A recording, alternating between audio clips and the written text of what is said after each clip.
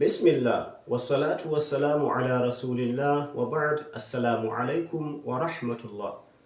A bidiyon da ya gabata na yi bayani akan mafita ta biyu da ta uku da kuma ta hudu daga cikin mafita haruffa 17 da muke magana a kansu.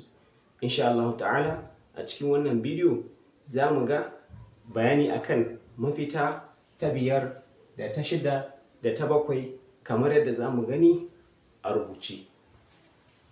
Al-makharajul khamis ma'ana mafita ta biyar. Ma baina aqsal lisani, abinda a tsakanin mafi nisan halshe ko kuma a ce halshe wanda sashe ne ke can ƙarshe ga baki ɗaya, yani ab'adahu ma'ana dai mafi nisan shi, mimma yalil halqa wanda yake bima makogoro, ma'ana halshe kun san akwai inda haɗu da makogoro, to nan wannan wurin shi ake magana. Wa yamalu hadhihi min al-hanaki al-a'la, da abin da ke daura da shi na rufin haɓa sama, ma'ana haɓa mutum ta sama da can ciki, wannan wurin shi ake magana.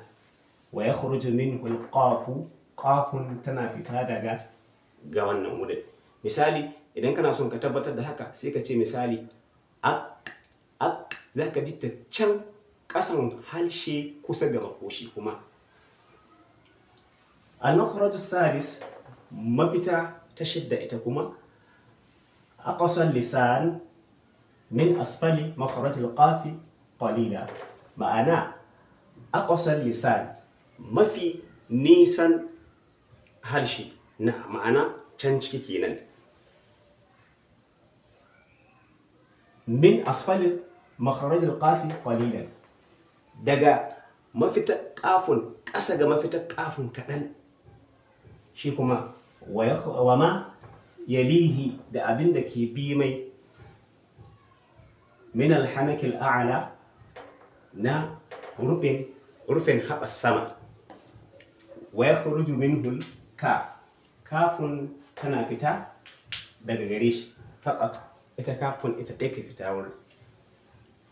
Sai mafita ta bakwai al-makhraj as-sabi', mafita ta bakwai wasat al-lisani, shine mi tsakiyar harshe, bainahu wa baina wasat al-hanaki al-a'la, tsakanin shi da tsakanin rufin haɓar sama.